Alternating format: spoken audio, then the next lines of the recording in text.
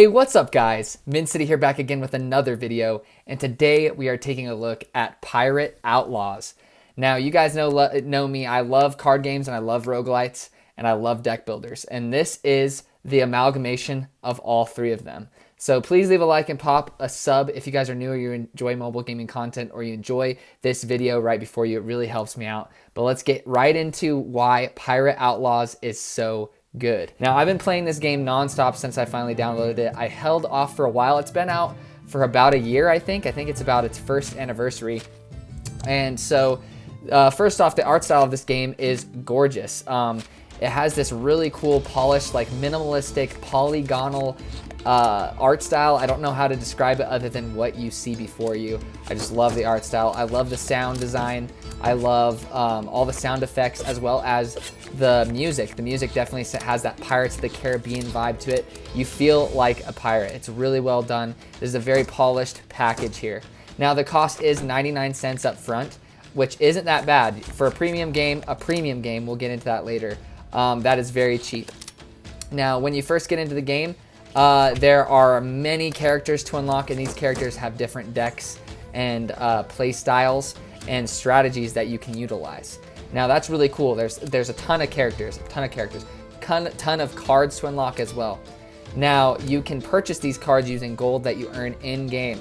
Now, you can purchase this gold as an in-app purchase outright, or you can get a doubler that doubles the experience you get, the gold you get, and all of that for $2.99. Now, I like to think of this game as a $4 premium purchase because I have to admit, without that doubler, this game is a grind. Now, it is a ton of fun. The grind can be fun, but I know for some people that is going to be a huge turnoff, and it's just going to feel like such a grind to unlock anything in this game. But with that doubler, everything feels like a premium experience, and you're constantly earning things and unlocking things with the gold that you earn from that doubler. So I highly suggest you guys get that doubler. Now, if that's a turnoff, I totally understand. I don't like the practice of putting a paywall on a game and then putting in-app purchases in a game. They lead you to believe that it's a premium experience, but then when they put in-app purchases in there, it kind of feels like a free-to-play experience as well. So it is kind of grindy, but the game here is satisfying. It is worth 99 cents in my opinion, even though I am against that sort of practice. Now, let me go into how this works. So if you guys have ever played a roguelike or a deck builder, a roguelike basically just means that you go as far as possible through levels or stages or stuff of that nature. You go as far as possible before you die. Now, you're expected to die. There's usually not an end. This one kind of does have an end, like a boss that you'll encounter, and then you can go back or you can keep going. So it kind of has that aspect to it. But you just go as far as you can and earn as much gold as you can. Now, you do earn another currency that you can use during that playthrough, so that currency doesn't carry on. And you can use that to buy stuff in shops. You can use that to purchase cards. You can use that to purchase relics. Now, relics are a passive ability, basically, that stick with you. And it can include, like, at the end of every battle, you gain 5 health. Or stuff of that nature. Just stuff that's permanent, and it's not a one-use thing. Now, with this deck building aspect, you start with a basic deck. Now, what you start with depends on what character you start with. So that all varies. But with that deck, it just has a couple copies, and you draw 5 cards at a time. Now, you can use as many of those cards as you can, but you usually have 3 different actions per turn, and you can play cards to refill those actions as well. So from the gameplay before, you guys are going to be able to kind of figure out the gameplay and how it works. Hopefully I'm describing it relatively well. But you try to play as many cards as you can in one hand, because at the end of that turn, all the cards are going to get discarded, and you're going to drive 5 more when it's your turn again.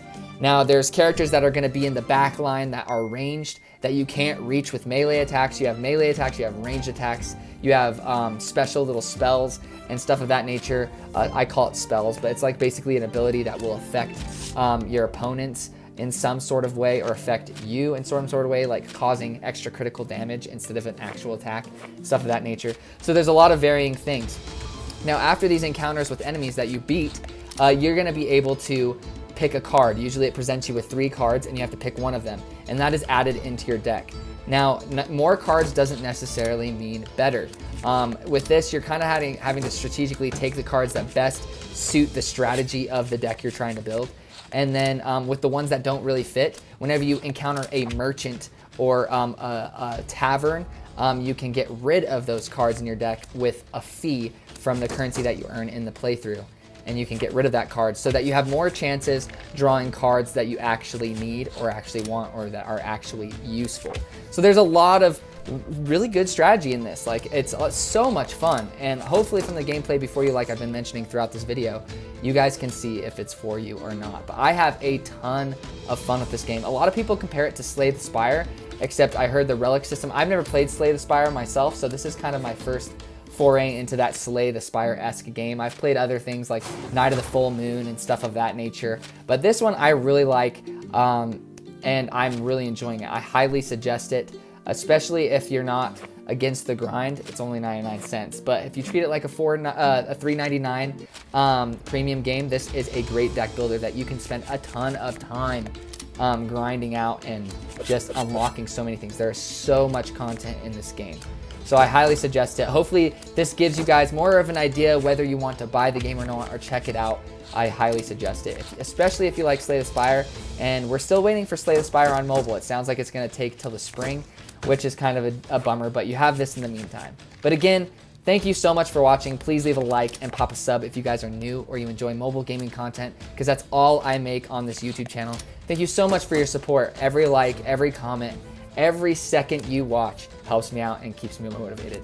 But anyways, take it easy.